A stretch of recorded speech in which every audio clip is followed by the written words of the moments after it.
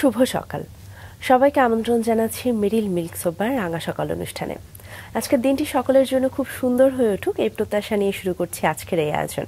এবং আজকের আয়োজন আপনাদের সাথে থাকছি আমি সুস্মিতা এবং সেই সাথে রয়েছে আমি রোম্মান। দর্শক শুভ সকাল, আমার পক্ষ থেকে আপনাদের জন্য সুন্দর দিনের প্রত্যাশা। সুস্মিতা, তোমাকেও শুভ সকাল। কেমন আছো? আমি খুবই ভালো আছি। অগ্রহায়ণ শুরু হয়ে গেছে এবং এই সময়টা আসলে না কেমন যেন নস্টালজিক হয়েছে। একদমই তাই, এবং ছোটবেলার অনেক সুন্দর স্মৃতি আসলে মনে পড়ে যায়। এবং আজকে বিশেষ করে ছোটবেলার আরো সুন্দর কিছু স্মৃতি এবং কিছু রঙিন স্মৃতি মনে পড়ছে। সেটার কারণটা তুমি জানো, কিন্তু আমার একটি বিশেষ কারণ রয়েছে। কারণ ছোটবেলা হয় না একটাই টেলিভিশন চ্যানেল ছিল, বিটিভি, এবং সেখানে নানান ধরনের অনুষ্ঠান হতো এবং সব ধরনের অনুষ্ঠানে উপভোগ করতাম। তার মধ্যে কোনো অনুষ্ঠানে যদি জাদু থাকতো তাহলে তার কথাই নেই। সেটাই বলছিলাম যে ছোটবেলায় আসলে জাদু ব্যাপারটা আমাদের কাছে খুব আগ্রহের একটা জায়গা ছিল, তাই না? মনে হতো যে কি করে এমন একটা জিনিস হচ্ছে, কাগজ থেকে ফুল হয়ে যাচ্ছে বা পায়রা হয়ে যাচ্ছে। এবং সেই আগ্রহের জায়গা এখনো বিলীন হয়নি।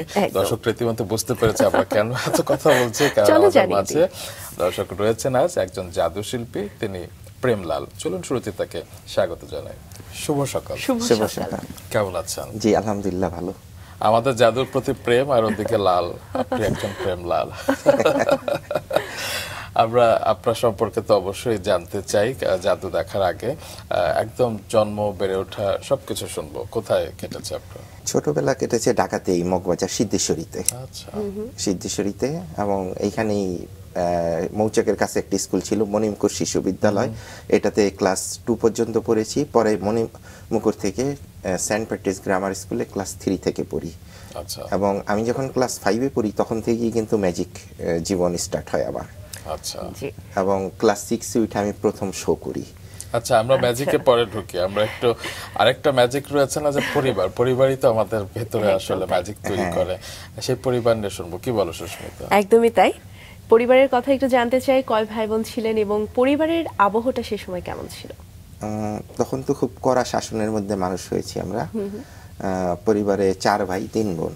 আচ্ছা, আপনার অবস্থান কত? আমার অবস্থা হচ্ছে আমার ছোট এক ভাই, আর সবাই বড় আমার। আচ্ছা, ষষ্ঠ অবস্থানে আপনি আছেন। হ্যাঁ। তো ছোটবেলায় কি দুষ্টু ছিলেন?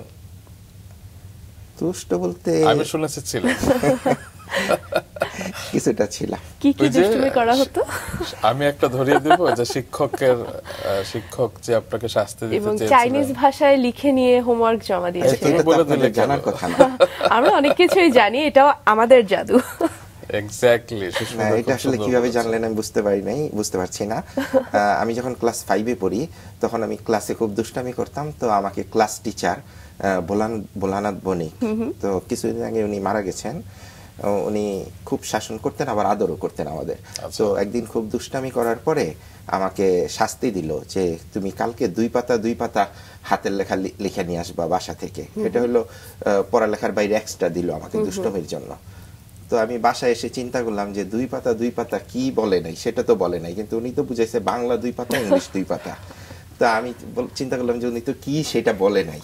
তা আমি অনেক খুঁজা তখন কালির দোয়াত ছিল, তারপরে কলম ছিল, ওগুলির মধ্যে চাইনিজ লেখা ছিল। তো ওগুলি দেখে আমি 4 পাতা চাইনিজ লিখেছিলাম। তো পরদিন স্কুলে গিয়েছি, তো স্যার যখন পিরিয়ড শেষ হলো তখন আমাকে ধরলো যে লেখা জমা দিতে বললো। তো আমি খাতা দিলাম, খুব করে আর কি প্রাউড ফিল করতেছি, আমি তো লেখা নিয়ে আসছি। স্যার দেখেই বলে যে চাইনিজ শিখেকে, বলে স্কেল নিয়ে আমাকে মারে আর বলতেছে চাইনিজ শিখেকে। তারপরে স্যারের দেখলাম কিছু একটা লিখলো খাতার মধ্যে, লিখে আমাকে দিয়ে দিল। তো খাতা নিয়ে দেখলাম যে লেখা ছিল খাতা বাতিল বলে গণ্য হলো, লিখে সিগনেচার করে তারিখ দিয়ে দিল। ওটা এখনো আমার কাছে আছে বাসায় সংগ্রহে। চমৎকার। তো দুষ্টুমির নমুনা তো পেয়ে গেলাম, তবে জাদুর নমুনা একটু না পেলে না। যার সাথে কথা বলছি তার সম্পর্কে তো আমরা কিছু তথ্য জানি, সেগুলো একটু জানাবো। তবে তার আগে একটা জাদু দেখতে চাই। জাদু, যেহেতু দুষ্টুমির কথা আসলো, তাহলে আমি দুষ্টুমির থিম নিয়ে ম্যাজিকটা করি। আমার কাছে একটা দড়ি, তাই না? খুব সুন্দর একটা দড়ি। আমাদেরকে আবার বেঁধে রাখবেন না? না, এটা দিয়ে আমি এখন ম্যাজিক করছি। তো দড়ির মাঝখানে একটা গিট, এই গিটটাকে আমি আমি দুষ্টু গিট বলে থাকি। এর কারণ কি জানেন? এটা খুবই দুষ্ট, এক জায়গায় বসে থাকতে পারে না, খুব ছুটাছুটি করে। যেমন এটাকে যদি আমি এখান থেকে ধরে এভাবে একটু টান দিই, কি হয়? এটা এই পাশে চলে আসে, এবং এটাকে যদি আমি এখান থেকে ধরে টান দিই কি হয়, এটা এই পাশে চলে আসে। এটা খুবই দুষ্ট। এটা যদি আবার এখান থেকে ধরে আমি টান দিই কি হয়, এটা এই পাশে চলে আসে। তো আজকে আমরা এখানে এসেছি, আমাদের এই জায়গায় বিভিন্ন রং ছড়িয়ে ছিটিয়ে রয়েছে। তো আমার এখানে একটা সিল্কের রুমাল খুব সুন্দর লাল রঙের, তাই না? কয়েকটা রুমাল আছে, একটা হলুদ, একটা সবুজ, একটা লাল। তো লাল রংটা খুব সুন্দর ফুটে রয়েছে। আমি এই গিটটাকে লালের সাথে একটু ঘষা দিয়ে দিচ্ছি। এর ফলে কি হয়েছে জানেন, গিটটাও রং পরিবর্তন করে লাল হয়ে গেছে। আসলে এটাও খুবই দুষ্ট, এক জায়গায় বসে থাকতে পারে না, খুব ছুটোছুটি করে। যেমন এটাকেও যদি আমি আবার আগের মতো এখান থেকে ধরে এভাবে টান দেই কি হয়, এটা এই পাশে চলে আসে। আপনারা হয়তো ভাবতে পারেন এটা একটা ফলস নট, আলগা গিট, টান দিলে সরে যায়, তাই না? আসলে কিন্তু এটাকে টান দিলে সরে না, অরিজিনাল একটা নট, দেখতে পারেন ধরে। আচ্ছা, টান দিলে কিন্তু সরে না। সরছে না, এই ধরো না তোমার হাত চলে যাবে। এটাকে খোলা যায়, এবং যেটুকু জায়গায় ঘষা দিয়েছিলাম সেটুকু কিন্তু লাল হয়েছে। ওকে, বাহ বাহ, চমৎকার। মানে দুষ্ট গিট শুধু না, বহুরূপী গিট, মানে রং বদল করে গিরগিট। একদম।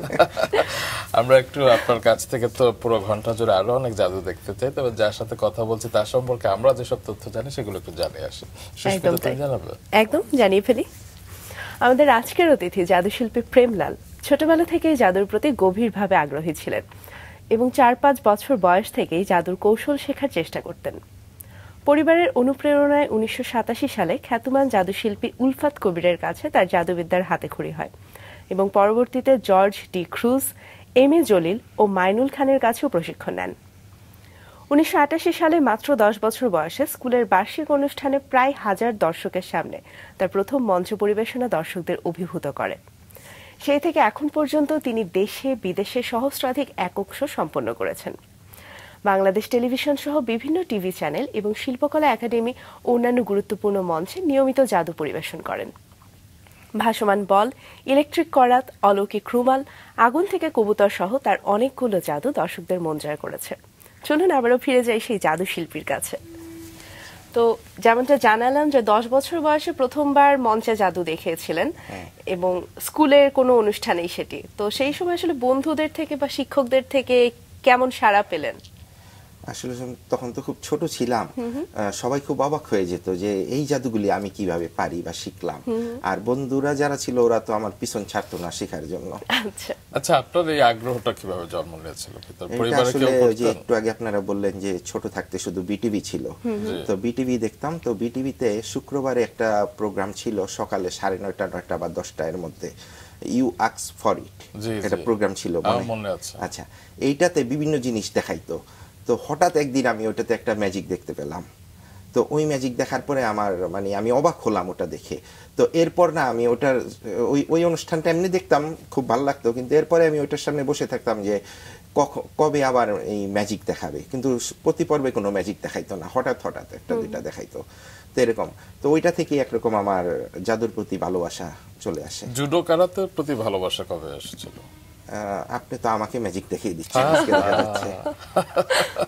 আমি যখন ক্লাস 4-এ পড়ি তখন আমি এই কারাতে শেখার জন্য আগ্রহ প্রকাশ করি। তো আমার এক মামাতো ভাই ছিল, ছোট মামার বড় ছেলে, কামরুজ্জামান, ডাকনাম হচ্ছে দুলাল। তো ও এক জায়গায় ভর্তি হয়ে শিখতো। তো আমি যখন বাসায় বললাম, তো আমাদের বাবা মা তো আগের মন মানসিকতা খুব ভালো ছিল, শাসনে রাখতো। তো সে যখন দেখলো যে এটা মারামারি, তখন সে ভাবলো যে আমি মারামারি করে হয়তো শিখে খারাপ হয়ে যাবো বা একটা কিছু, তো সম্পূর্ণ বাধা দিল। তো এরপরে বাধা দেওয়ার পরে আমি খুব বাসায় রাগ করেছিলাম যে আমি এটা শিখবই। তখন রাগ করে খাওয়া দাওয়া বন্ধ করে দিয়েছিলাম, আমার মনে আছে। তো অনেক রিকোয়েস্ট করে আমাকে খাওয়ালো। তো একদিন ছোট মামা আসলো, এসে বাবার সাথে কথা বলে যখন বুঝাইলো তখন আব্বা বললো ঠিক আছে যা শিখ।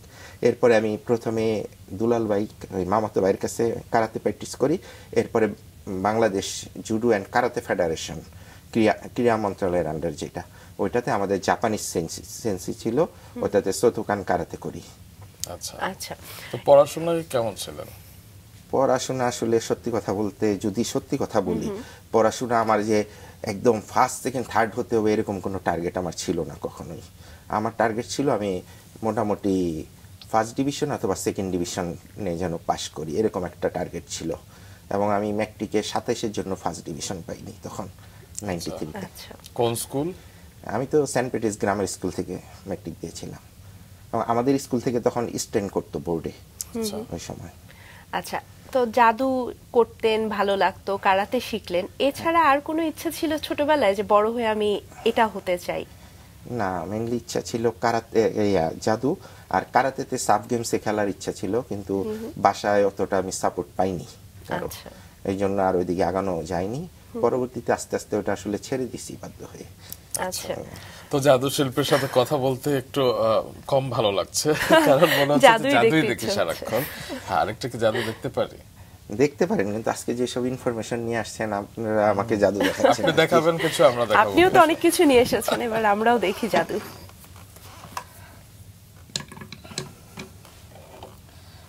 আচ্ছা, আপনার তো কয়েকদিন আগে জন্মদিন ছিল, belated happy birthday. Thank you. আচ্ছা, আমার কাছে 3টা সিল্ক, তাই না?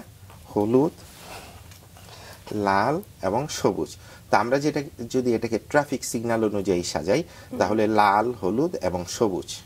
হ্যাঁ, তো আমি প্রথমে লাল সিল্কটাকে নিচ্ছি, নিয়ে এটাকে আমি এখানে একটা খালি টিউব আছে, তাই না? এই টিউবের মধ্যে রেখে দিলাম লাল রঙের সিল্কটাকে।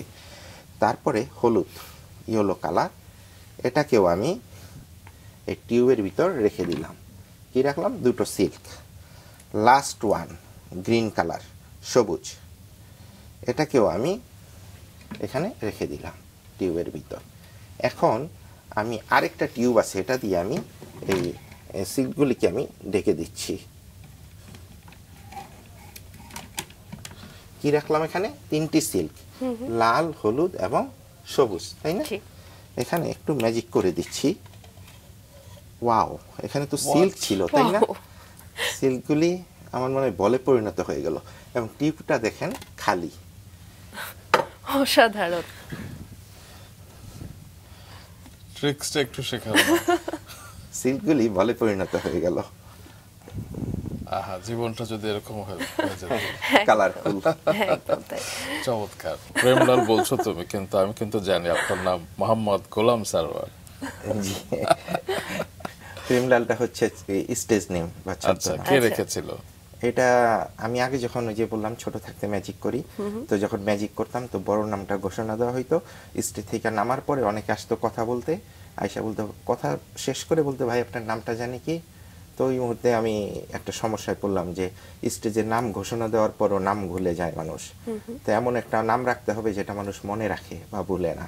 অনেক চিন্তা ভাবনা করে যখন ক্লাস 9-এ পড়ি, 91-এ, তখন আমি প্রেমলাল নাম রাখি। তো কতটুকু প্রেমিক পুরুষ আপনি? 100%। সেই সম্পর্কেও একটি তথ্য আমাদের কাছে আছে, সেটিকে এখন জানিয়ে না না, আগে একটা জাদু দেখো। আগে আপনার জাদু দেখে। আমার কাছে একটি ছোট বক্স রয়েছে, হ্যাঁ, সম্পূর্ণ খালি। এটাকে আমি এখানে রেখে দিচ্ছি, আর এখানে এক প্যাকেট কার্ড রয়েছে, বিভিন্ন রকম কার্ড, অর্ডিনারি এক প্যাকেট কার্ড, তাই না? জি। আচ্ছা, আমি এই কার্ডগুলিকে রিফিল করব এইভাবে। আপনারা যে কোনো একজন বলবেন স্টপ, যেমন এরকম স্টপ, আমি সেখানে স্টপ হব। আচ্ছা, ওকে, রেডি? সুস্মিতা তুমি বলো। স্টপ বলে নেই, বলার আগে ছেলে দিয়েছি, বলে স্টপ। এখানে আপনি এখানে স্টপ বলছেন, তাই তো? আমি জানতাম না আপনি এখানে স্টপ বলবেন। আপনি এই কার্ডটা নেন, নিয়ে দেখেন। ওয়াও, দেখেছেন? আচ্ছা আচ্ছা, দর্শকদের একটু দেখাতে চাই। হ্যাঁ, জি। আচ্ছা, কার্ডটা আমাকে দেন। এটা কি? কিং অফ ক্লাব, জি। চিরাট টেক্কা, তাই না? আচ্ছা, এখানে একটা জাদুর বাক্সের সাথে আপনাদের পরিচয় করিয়ে দিই। এর সামনের দিকে 2টি দরজা এবং মাঝখানে কিছুটা গ্যাপ আছে, তাই না? আর পিছনটা একদম প্লেন। তা আমি এই কার্ডটাকে দেখেন এখানে রেখে দিচ্ছি আমার বাম সাইডে, এই ব্লু কালার আর রেড কালার। আচ্ছা, আমি কোন দিকে রেখেছিলাম কার্ডটা? নীল সাইডে, এই পাশে। এখন এই পাশে আর কার্ডটা নেই, দেখেন, নেই। হ্যাঁ, জি বলে, কার্ডটি নেই, ভ্যানিশ এই হয়ে পাশে গেছে। চলে গেছে। আচ্ছা, আমি আবার দেখাচ্ছি, দেখেন, নেই। আচ্ছা, নেই। জি, এই পাশে।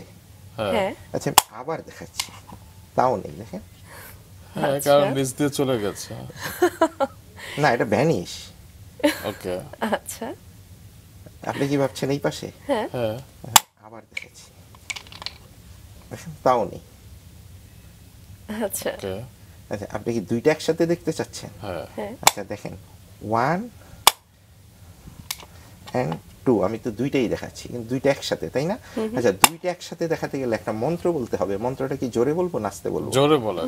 আচ্ছা, জোরে বলবো, কিন্তু শর্ত হচ্ছে আপনারা যদি শিখেন, কাউকে শেখাবেন না। ওকাস ফোকাস গিলি গিলি আপুতি কাপুতি হিলিং হুয়া এন্ড অ্যাব্রাকাডাব্রা হু হু। পিছন সেটও খালি। আচ্ছা, আমি তো এখানে একটা বক্স রেখেছিলাম, তাই না? বক্সটা খালি ছিল। ওয়াও, এখানে চলে আসছে, ওখান থেকে এখানে চলে আসলো। ক্লাব। বাবা, বাহ। সুস্মিতা, তুমি আমার কাছে আবার চলে যাও না। আমি তো ভয়ে আছি কখন আমাদেরকে এখান থেকে ভ্যানিশ করে অন্য কোথাও পাঠিয়ে দেয়। না, সেরকম ভয়ের কোনো কারণ নেই। আচ্ছা, আমাদের এখানে যে সুস্মিতার বদলে আজকে আমাদের আরেকজন রাঙা সকলে উপস্থাপিকা আছে লাবণ্য, সে থাকলে খুব খুশি হতো, কারণ লাবণ্য নামটাকে আপনি খুব ভালোবাসেন, আমরা শুনেছি। এবং কিছুক্ষণ আগে রুম্মান বলছিল যে প্রেমলাল আসলে কতটা প্রেমিক পুরুষ, এবং সেই তথ্য আমাদের কাছে আছে যে মঞ্চে জাদু দেখাতে দেখাতে আরেকটি জাদু আপনি করে ফেলেছেন, একজনের মন চুরি করে ফেলেছেন। মন জাদু করেছেন, শুনবো সেই অভিজ্ঞতার কথা। হ্যাঁ, লাবণ্যকে নিয়ে ম্যাজিক করি আমি। আমাদের লাবণ্য না তো? হ্যাঁ, লাবণ্য তো অনেক আছে, কিন্তু আমার লাবণ্য আলাদা।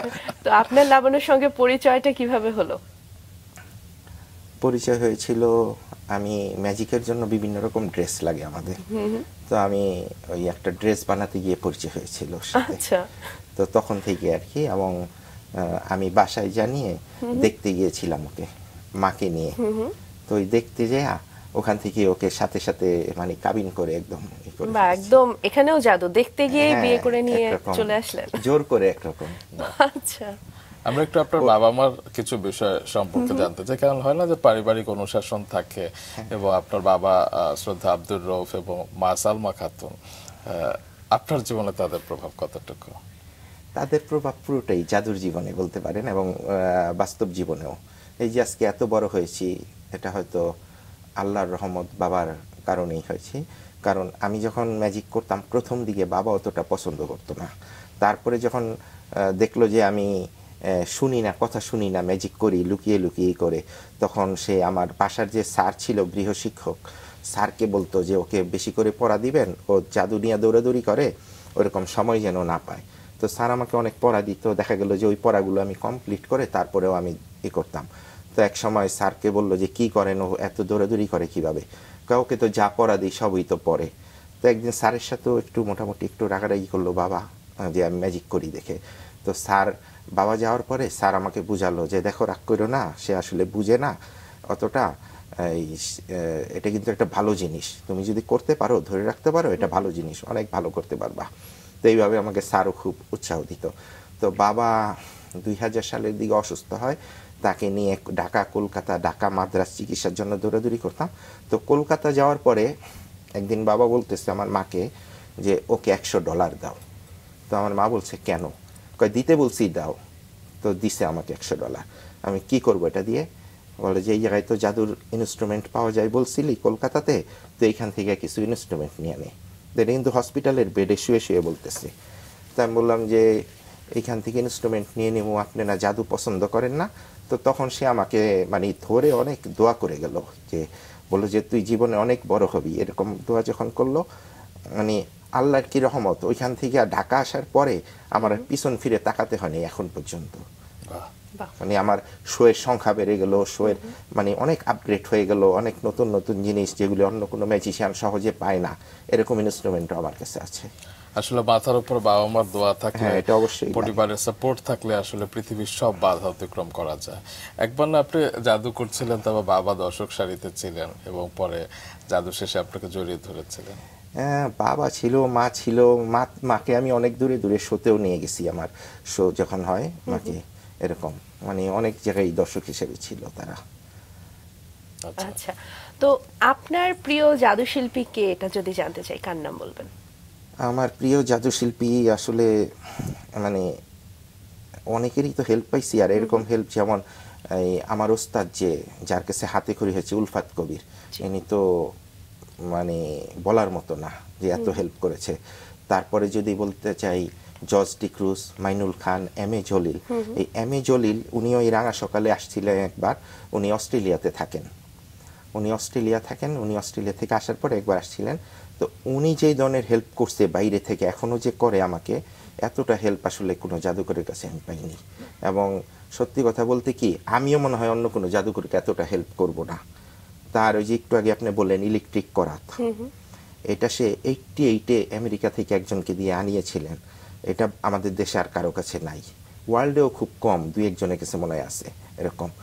তো এই ম্যাজিকটা তিনি যখন অস্ট্রেলিয়া থেকে আসেন, এয়ারপোর্ট থেকে রিসিভ কইরা যখন গাড়িতে যাচ্ছি ওনার সাথে ওনার গ্রামের বাড়িতে, তখন আমি বলতেছিলাম যে জলিল ভাই এই ম্যাজিকটা কি অস্ট্রেলিয়া নিয়ে গেছেন না ঢাকাতে? কয় গ্রামের বাড়িতে আছে। আমি যে এটা তো আপনি করেন না, আমাকে দিয়ে দিয়েন।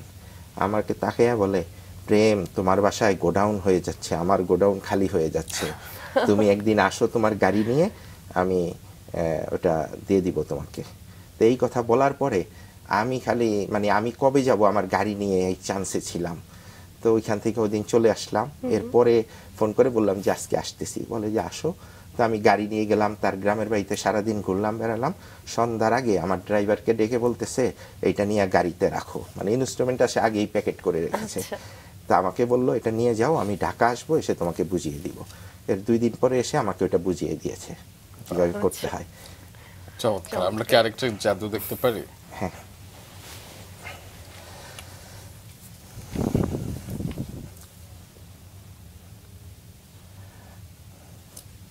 আচ্ছা, আমরা সাধারণত কাপড় দিয়ে শুকা দিই, আমাদের দড়িটা থাকে এইভাবে, তাই না? আর দড়ির মধ্যে কাপড়টা থাকে ঠিক এইভাবে। কিন্তু চাইনিজ ভদ্রলোকেরা কাপড় দিয়ে শুকা দেয়, তাদের দড়িটা থাকে এইভাবে। আর দড়ির মধ্যে এখানে কাপড় দিলে এটা কি হবে, কাপড়টা পড়ে যাবে। এই জন্য তারা করে কি, দড়ির মাঝখানে একটা লুপ তৈরি করে, অর্ডিনারি একটা লুপ, এরকম একটা লুপ তৈরি করে।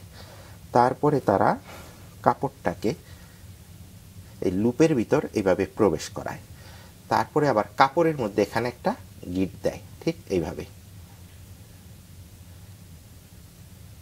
তারা গিট দেয়। তারপর করে কি, গিট সহ এই কাপড়টাকে শুকানোর জন্য এইভাবে ঝুলিয়ে দেয়। কিন্তু যখন বৃষ্টি নামে তখন খুব দ্রুত কাপড় তুলতে হয়, তা না হলে কাপড়টা ভিজে যাবে। কাপড়ের এখানে একটা গিট দেয়া আর দড়ির এখানে একটা গিট দেয়া, এই গিটগুলি খুলতে সময় লাগবে, আর ততক্ষণে হয়তো কাপড়টা ভিজে যাবে।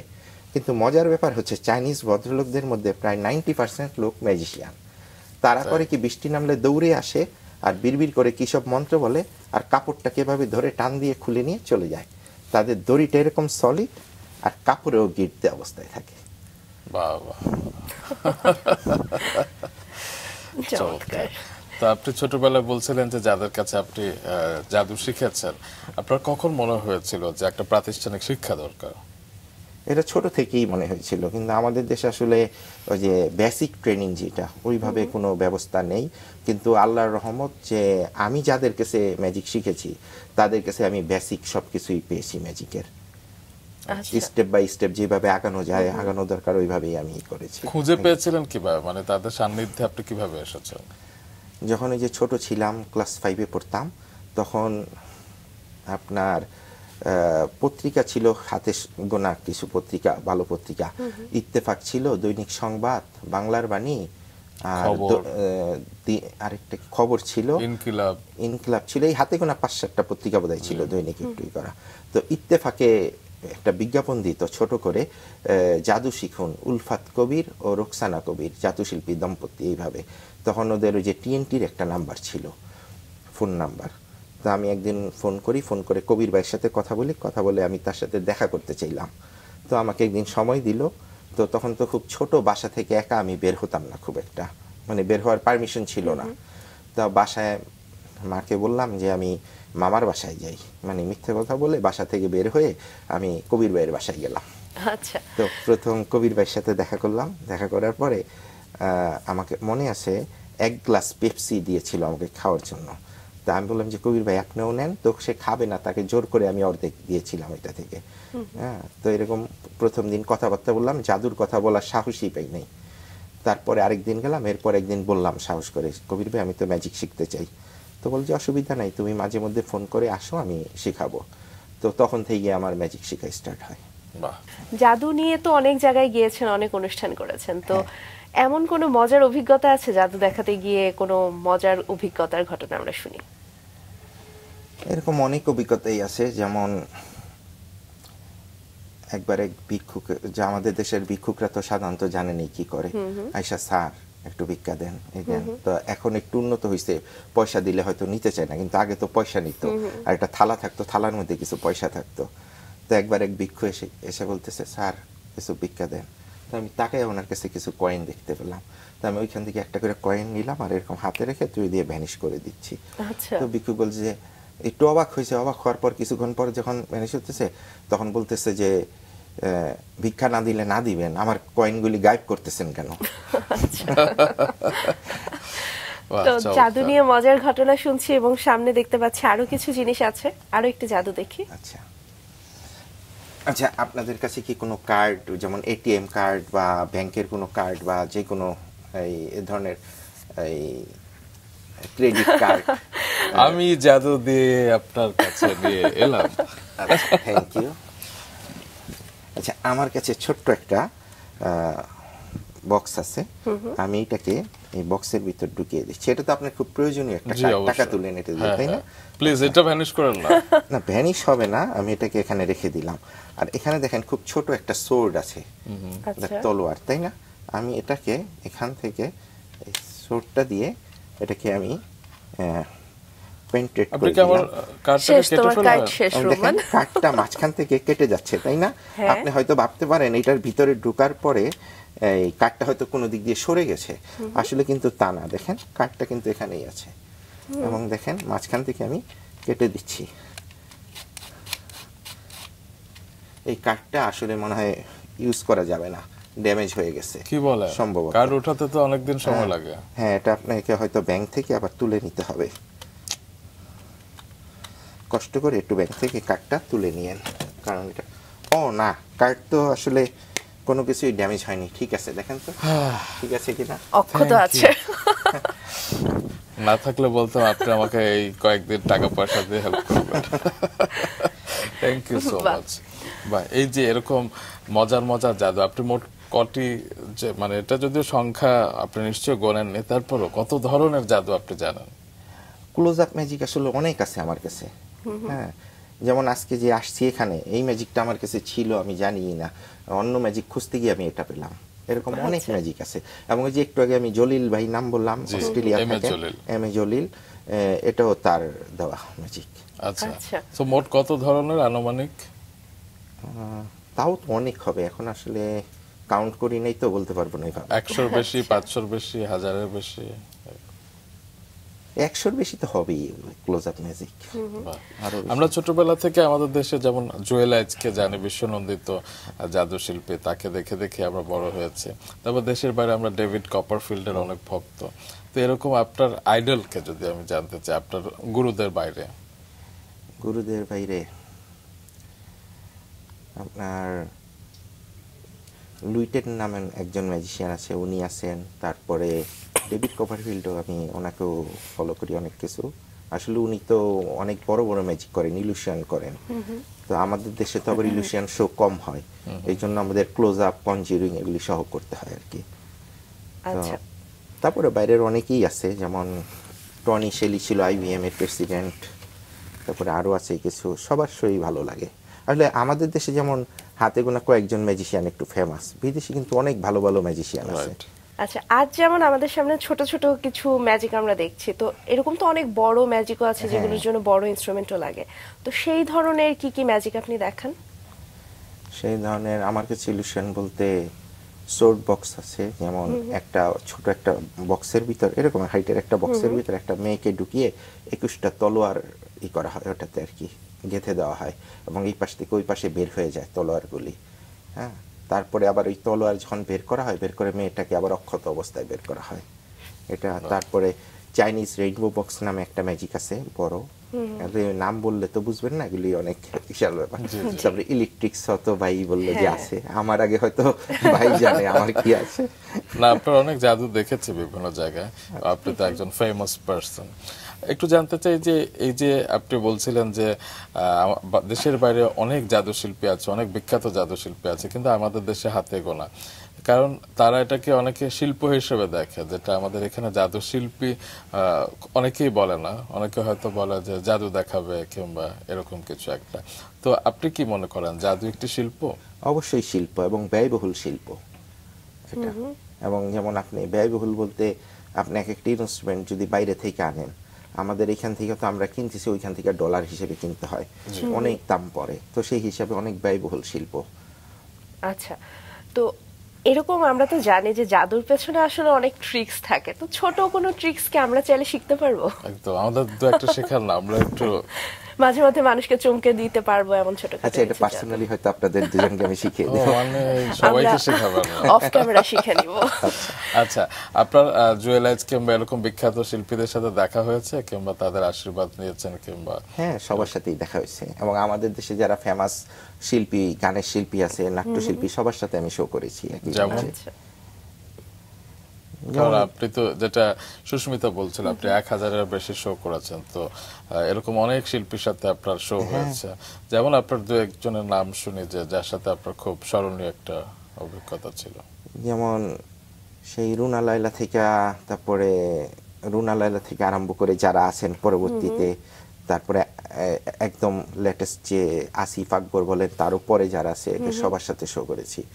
তারপরে আপনার ভারতের হৈমন্তী শুক্লা ছিল না, ওনার সাথে আমি এখনো আছে, হ্যাঁ আছেন, রামকৃষ্ণ মিশন আমাদের এখানে, এটাতে আমরা শো করেছি, উনি গান গেয়েছিল এটাতে। আচ্ছা, তো দেশের বাইরে মোট কটি দেশে যাওয়া হয়েছে? দেশের বাইরে আমি কলকাতাতে শো করেছি। আচ্ছা, অনেকবার নিশ্চয়? হ্যাঁ, কয়েকবার। বাহ, চমৎকার। আপনি বাবার কথা আসলে আমাদেরকে জানাচ্ছিলেন যে তিনি আপনাকে প্রাণ ভরে দোয়া করেছিলেন জাদুর ব্যাপারে, তো মায়ের প্রসঙ্গে আবার একটু ফিরতে চাই, তিনি এখনো আছেন? না, উনিও প্রায় 2 বছর হয় মারা গেছেন। আচ্ছা, উনি যেখানে আছেন নিশ্চয়ই ওখান থেকে আপনার জন্য দোয়া করছেন। তো মা আসলে আপনাকে বলছিলেন যে অনেক সাপোর্ট দিয়েছে, তো তার এমন কোনো পছন্দের জাদু ছিল যেটা আপনার কাছে দেখতে চাইতো বা আবদার করতো মাঝে মধ্যে?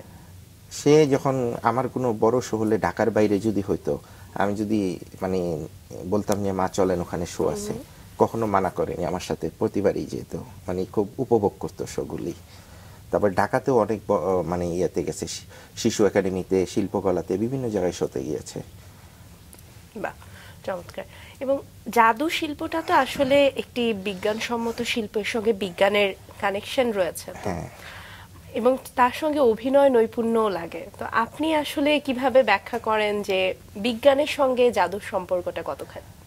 বিজ্ঞানের সাথে তো জাদুর সম্পর্কটা মানে পুরোপুরি বিজ্ঞান নির্ভরশীল জাদু, এটা একটা।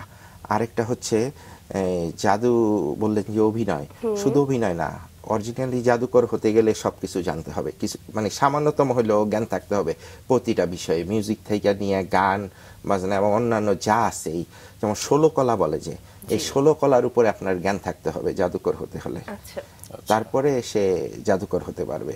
আসলে আমরা তো অতটা বুঝিও না বা পারিও না, ম্যাজিক নেই আগাই, এবং অভিনয়টাকে প্রাধান্য দিই বেশি, কিন্তু মিউজিকের জ্ঞানও থাকতে হবে জাদুকরের, এরকম সব দিকেই জ্ঞান থাকতে হবে একজন জাদুকর। আপনি অভিনেতা হিসেবে কেমন, মানে অভিনয়টা কিভাবে রপ্ত করেছেন? এই যে জাদুকর ভূমিকায় অভিনয় করি, আর কিভাবে রপ্ত করেছি তো নিজের ইচ্ছায় যতটুকু পারি করেছি, আর কেমন অভিনয় করি, জাদু দেখাই, সেটা তো আপনারা বলবেন, দর্শকরা বলবে। সো কেমন অভিনয় করেন আমরা আরেকবার দেখতে চাই। ঠিক আছে, তাহলে এবার সাথে আপনাদেরও একটু অভিনয় করতে হবে, যেহেতু আমার অভিনয় দেখতে চান। মানে আমাদেরকে বেঁধে ফেলবেন? না, সেরকম কোনো কাজ আমি করব না।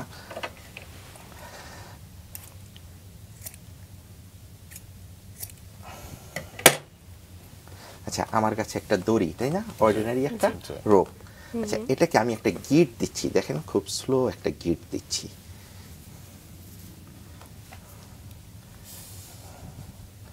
এটা গিট দিলাম, তাই না, এবং এটাকে যদি এখান থেকে ধরে এভাবে একটু টান দিই, এটা কি হয়, ভ্যানিশ হয়ে যায়, এটা হচ্ছে স্বাভাবিক। আচ্ছা, এটাকে আমি আবার গিট দিচ্ছি, দেখেন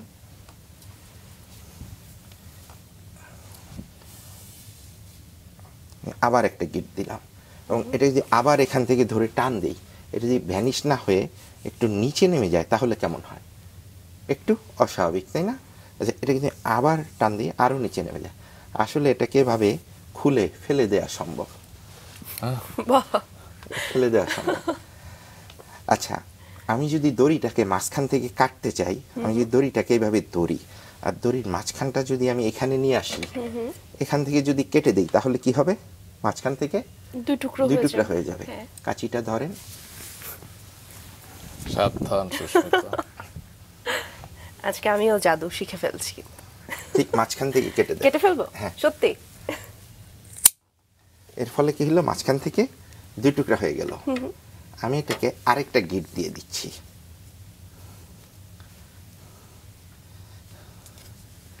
এখন একটার সাথে একটা গিটের মাধ্যমে জোড়া লেগে রয়েছে, তাই না? আচ্ছা, কাঁচিটা একটু দেন আমার কাছে। জি। আমি গিটটাকে একটু ছোট করে দিচ্ছি।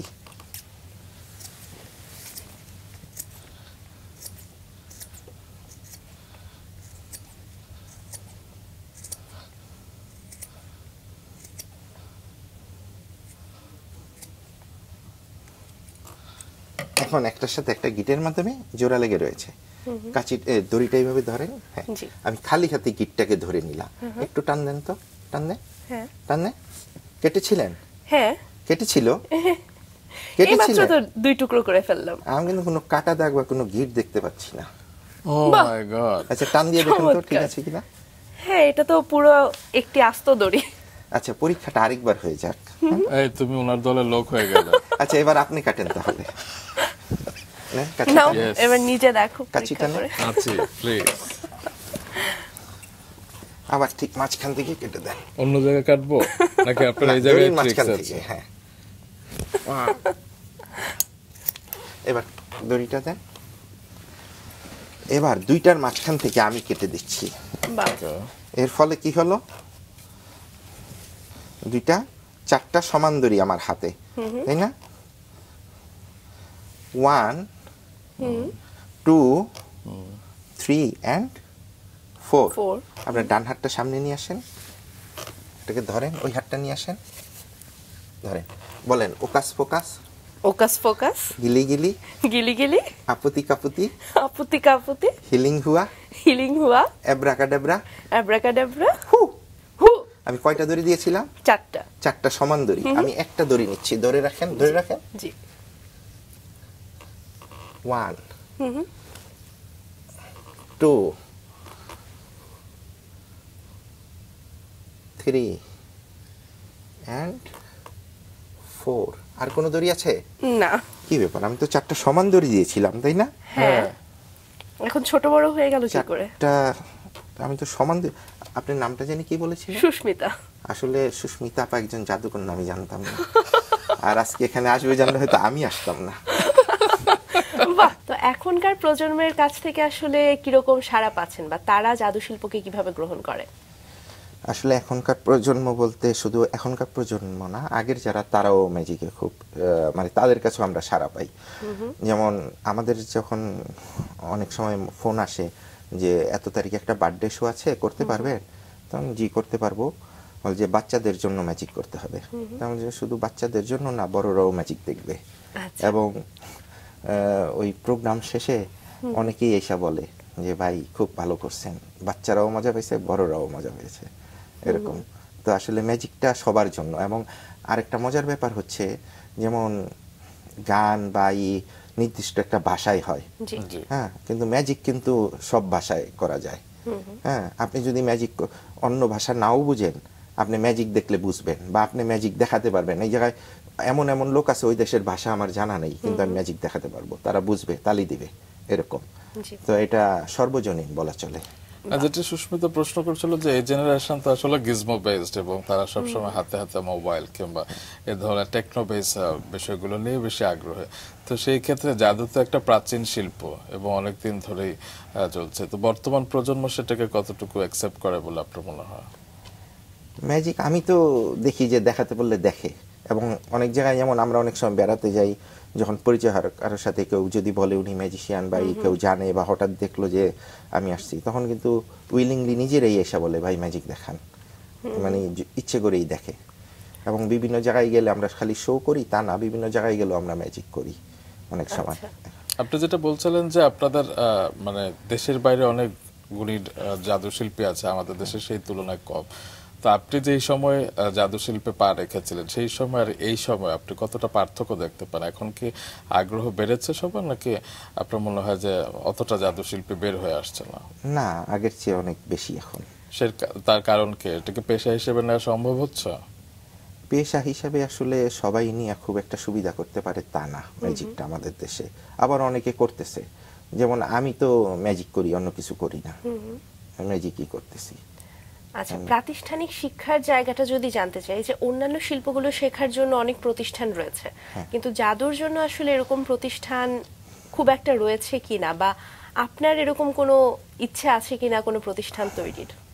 আমরা একবার যে উলফাত কবির, জর্জ ডিক্রুজ, মাইনুল খান, আমরা একবার কথাবার্তাও বলছিলাম, আলাপ আলোচনা করছিলাম এরকম যে প্রাতিষ্ঠানিক শিক্ষার ব্যাপারে কিছু একটা করার জন্য, কিন্তু পরবর্তীতে ওই যে মানে বিভিন্ন কারণে করা হয়নি। এর মধ্যে তো তারা আস্তে আস্তে আসলে মারাই গেলেন সবাই, তো এখন আসলে ওইভাবে করা হয়নি। ইচ্ছা ছিল আমাদের একটা।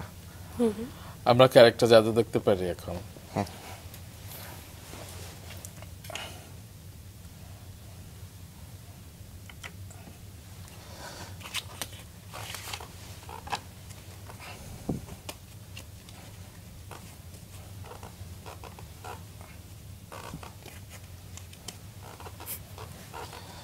আচ্ছা, আমার কাছে এক প্যাকেট কার্ড রয়েছে বিভিন্ন রকম। হ্যাঁ, এই কার্ডগুলি আমি আবার আগের মতো রিফিল করব। আচ্ছা, আপনি যেখানে বলবেন স্টপ, আমি সেখানে স্টপ হব। রেডি? স্টপ বলার আগে ছেড়ে দিয়েছি। স্টপ। এখানে স্টপ বলছেন, তাই তো? আচ্ছা, এই কার্ডটা নেন আপনি। আচ্ছা, আমি নিয়ে তোমাকে দিচ্ছি। দেখিও না, দর্শকদের দেখান। দর্শক দেখেছেন এই কার্ডটা? এটার মধ্যে আমাকে না দেখে এটার মধ্যে ই করে দেন। আচ্ছা, সাফল মিক্স আচ্ছা, আমি ফেরত তুমি দিচ্ছি। আমাকে ওটা দাও। আচ্ছা, ওকে। আচ্ছা, দেন ভালোভাবে সাফল করে দেন। হ্যাঁ, হয়েছে। আচ্ছা জি। আচ্ছা, এখানে এক প্যাকেট কার্ড রয়েছে, বিভিন্ন রকম কার্ড এখানে। এটার মধ্যে একটা কার্ড আছে আপনার সিলেক্টেড কার্ড, সেটা আমি জানি না কি কার্ড। আমি একটু খুঁজে বের করার চেষ্টা করি কার্ডটাকে, আগে দেখি পাই কিনা। একটা কার্ড পেয়েছি, আমার মনে হয় এটাই আপনার কার্ড। আপনি কি দেখেছিলেন? আমি কি? না, আমাকে তো আপনি দেখাননি। আচ্ছা, আমি একটা কার্ড পেয়েছি, আপনার কার্ডটা আমি এখানে রেখেছি। আমি আপনার কার্ডটা দেখাবো তার আগে আমার কাছে একটা ফ্রেম রয়েছে, খালি একটা ফ্রেম, দেখেন, তাই না? আমি এই কার্ডটাকে এই ফ্রেমের ভিতর রেখে তারপর আপনাকে আমি দেখাবো।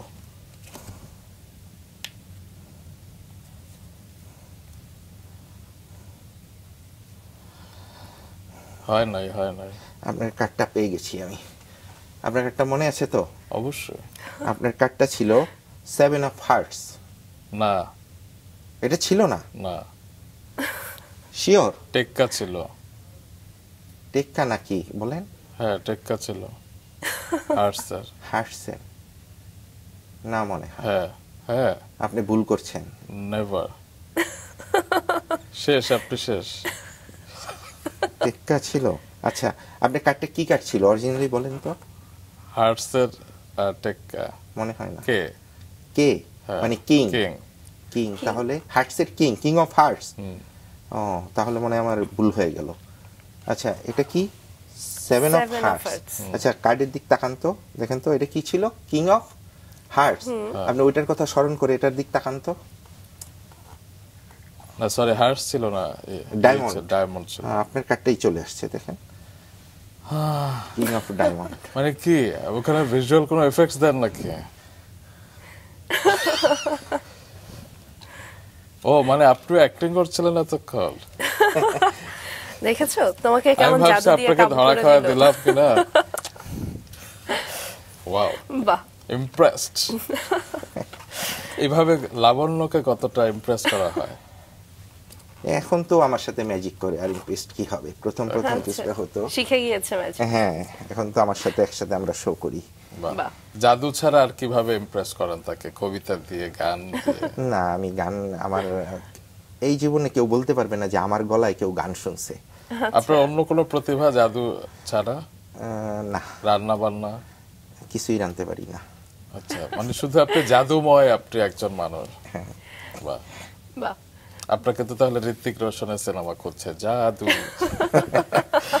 যাই হোক, আমরা যদি এই প্রজন্মের যারা জাদু করতে চায়, হ্যাঁ, যারা আপনার মতো হতে চায় কিংবা বড় জাদু শিল্পী হতে চায়, তাদের আসলে শুরু থেকে আসলে কিভাবে তাদের এগিয়ে যাওয়া উচিত এবং পরিবারের ক্ষেত্রে ভূমিকা কি, বিস্তারিত জানতে চাই আপনার কাছে। পরিবারের সাপোর্ট একটা বড় ব্যাপার। যতই বলেন, পরিবার যদি সাপোর্ট না করে আসলে সামনের দিকে এগুলি নিয়ে আগানো যায় না। যেমন অভিনয়, তারপরে পারফর্মিং আর্ট যেগুলি, এগুলিতে পরিবারের সাপোর্ট থাকা খুবই জরুরি। যেমন যারা অভিনয় করে তাদের বাসায় আসতে অনেক সময় লেট হতে পারে, অনেক সময় 2-3 দিনের জন্য আউটডোরে যেতে হতে পারে। এগুলি পরিবারের মেনে নিতে হবে। পরিবার সাপোর্ট না করলে কেউ কিছু করতে পারবে না, মানে সামনের দিকে আগানো সম্ভব না। তো ম্যাজিকে তো লাবণ্য ভালো সাপোর্ট করে, আর ও নিজেই আমার সাথে ম্যাজিক করে। তো এবারে আরো একটু জাদু দেখতে চাই। আচ্ছা, কি দেখবো? মানে সুস্মিতা তৃষ্ণা মিটছে না। হ্যাঁ, একদম তাই। জাদু শিল্পী আছে এবং জাদু দেখার লোভ তো আসলে সামলাতে পারছে আচ্ছা, না। আমার কাছে একটা সাদা কাগজ, তাই না? এটাকে আমি এখানে রেখে দিচ্ছি। আর এটা একটা প্রেস বলতে পারেন, প্রিন্টিং প্রেস। আমার যখন কোনো কিছুর প্রয়োজন হয়, টাকা পয়সার প্রয়োজন হয়, তখন আমি কি করি জানেন? এই প্রিন্টিং প্রেসে একটা সাদা কাগজ নেই, টাকার সমান করে কাটি, কেটে সাদা কাগজ নেই, নিয়ে আমি এটাকে ঠিক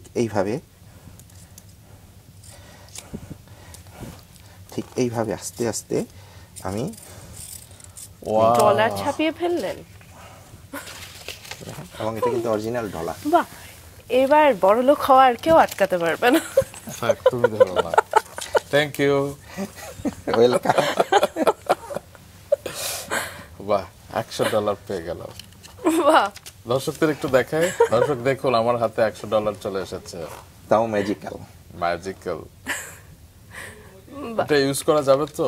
অবশ্যই। আপনি রাখবেন না আমি রাখবো? আপাতত রাখি, সামনে থাকুক। আপনার কোনো ভবিষ্যৎ পরিকল্পনা আছে? যে অনেক দিন ধরে তো ছোটবেলা থেকেই তো জাদুর সাথে আছেন, আপনি কয়েকজন মিলে প্রতিষ্ঠান দিতে চেয়েছিলেন, সেটি হয়নি। এমনি কোনো ব্যক্তিগত কোনো উদ্যোগ কিংবা স্বপ্ন? দেখি সামনে আল্লাহ পাক যদি বাঁচিয়ে রাখে, সময় তো আছে, দেখা যাক, চেষ্টা করবো আর কি কিছু একটা করার জন্য। আপনাকে আজকে পেয়ে তো খুবই ভালো লাগছে, খুব ভালো সময় কাটলো, কিন্তু সময় প্রায় শেষের দিকে। এই পর্যায়ে রাঙা সকালের দর্শকদের উদ্দেশ্যে আপনি যদি কিছু বলতে চান। দর্শকদের উদ্দেশ্যে বলবো, সবাই ভালো থাকেন, আমরা দোয়া করি, আমাদের জন্য দোয়া করবেন, আর মাছরাঙার সাথে থাকেন। চমৎকার। মাছরাঙার সাথে থাকবার জন্য আপনাকে অনেক অনেক ধন্যবাদ, এবং আজকে সকাল থেকে রাঙিয়ে তুলবার জন্য, এত বর্ণিল করবার জন্য অনেক অনেক ধন্যবাদ। আপনাদেরকেও ধন্যবাদ।